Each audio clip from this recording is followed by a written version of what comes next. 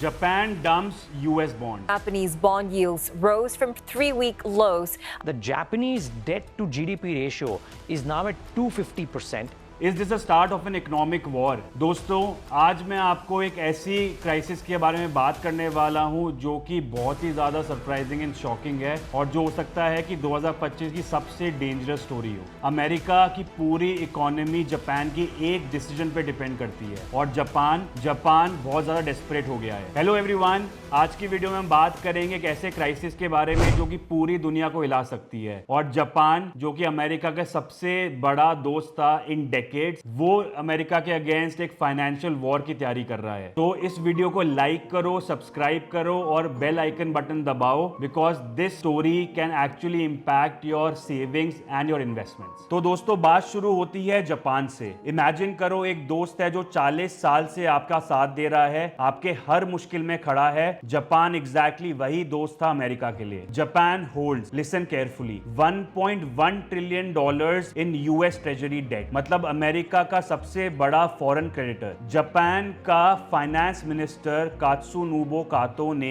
एक shocking statement दिया। उन्होंने कहा कि जापान अपने यूएस बॉन्ड्स को यूज कर सकता है as a weapon against America. क्या मतलब वेपन, आप पूछोगे? दोस्तों, जापान की इकोनॉमी अभी इतनी खराब है कि उनके प्राइम मिनिस्टर ने खुद एडमिट किया कि हमारी हालत ग्रीस से भी ज्यादा खराब है। और ग्रीस का क्या हुआ था? Complete economic collapse. जापान का डेट टू जीडीपी रेशियो है अबाउट 235%। कंपेयर करो अमेरिका से जो कि है सिर्फ 120%। मतलब जापान का डेट डबल है अमेरिका से। और अब सबसे स्कैरी बात, जापान के 30-ईयर गवर्नमेंट बॉन्ड्स का इंटरेस्ट रेट पहुंच गया है टू 3.2%, हाईएस्ट इन हिस्ट्री। मतलब बोरोइंग इतनी एक्सपेंसिव हो गई है कि जापान का पूरा फाइनेंशियल मॉडल कोलैप्स होने वाला है। लेकिन दोस्तों, सिर्फ डेट की प्रॉब्लम नहीं है, Japan is facing a perfect storm. Problem number 1 is the ageing population bomb. Japan की पॉपुलेशन इतनी होल्ड हो गई है कि उनका सोशल सिक्योरिटी बजट पहुंच गया है अप टू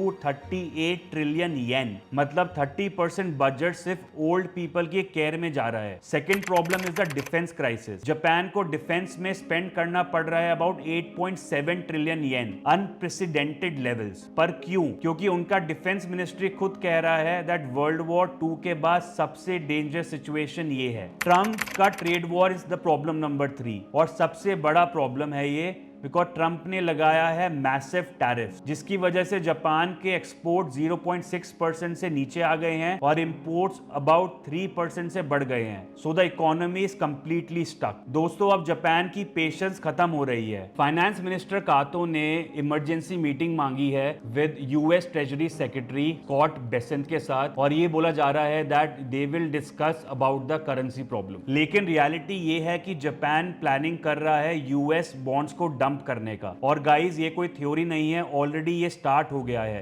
अप्रैल 2025 में जापानीज इंस्टीट्यूशंस ने अबाउट $17.5 बिलियन वर्थ के यूएस बॉन्ड्स को बेच दिया था। फिर नेक्स्ट वीक में अबाउट 3.6 बिलियन और बेच दिए थे। एनालिस्ट बिलीव कर रहे हैं कि ये मोस्टली यूएस ट्रेजरीज थे। और सोचो दोस्तों, अगर जापान अपने 1.1 ट्रिलियन बॉन्ड्स को डंप करता है तो फिर क्या होगा? यूएस डॉलर की वैल्यू क्रैश हो जाएगी, US interest rate sky rocket हो जाएंगे, American businesses, home owners, government, सबको बोरोइंग बहुत एक्सपेंसिव हो जाएगी, पूरी ग्लोबल फाइनेंशियल सिस्टम शेक हो जाएगी। ये होगा एग्जैक्टली वैसे जैसे जापान यूज कर रहा हो अपने यूएस ट्रेजरी होल्डिंग्स को एक वेपन की तरह। दोस्तों, ये पहले भी हुआ है। 1985 में अमेरिका ने जापान को फोर्स किया था एक प्लाजा एकॉर्ड साइन करने में। उसका रिजल्ट ये था कि जापान की इकोनॉमी काफी टाइम तक सफर कर रही थी और जापान कह रहा है कि not this time. Japanese officials clearly बोल रहे हैं कि हम अपने इंटरेस्ट रेट्स नहीं बढ़ाएंगे, हम येन को आर्टिफिशियली स्ट्रॉन्ग नहीं करेंगे। तो अब सिचुएशन ये है कि अमेरिका चाहता है जापान येन स्ट्रॉन्ग करे, जापान रिफ्यूज कर रहा है इसके लिए, ट्रंप उनके ऊपर इसलिए लगा रहा है टैरिफ, जापान काउंटर अटैक में बॉन्ड सेल कर रहा है। ये है क्लासिक इकोनॉमिक वॉर की शुरुआत। और दोस्तों, जापान की प्रॉब्लम यहां खत्म नहीं होती, उनका अपना खुद का सेंट्रल बैंक ऑफ जापान ने भी सपोर्ट विड्रॉ कर लिया है। पास्ट 10 ईयर्स से Bank of Japan is following a policy called yield control curve, मतलब वो गवर्नमेंट बॉन्ड्स बाय करता रहता है to keep the interest rates low. लेकिन 2024 में बैंक ऑफ जापान ने सडनली प्लान चेंज कर दिया, अब वो बॉन्ड्स को सेल कर रहा है instead of buying. Result result is that interest rates are going up, borrowing is becoming more expensive and economy is getting slower. मतलब जापान को दो तरफ से मार पड़ रही है, एक तो ट्रम्प के टैरिफ से और दूसरा सेंट्रल बैंक के बैकस्टैबिंग से. अब क्वेश्चन ये आता है कि जापान कब तक ये हैंडल कर पाएगा. साइंस क्लियर है दैट बॉन्ड ऑक्शंस फेल हो रहे हैं, investors are losing faith, currency volatility is extreme levels पर है and government budget is the largest in history. Experts कह रहे हैं that if Tokyo slip the whole world will feel it. तो दोस्तों ये था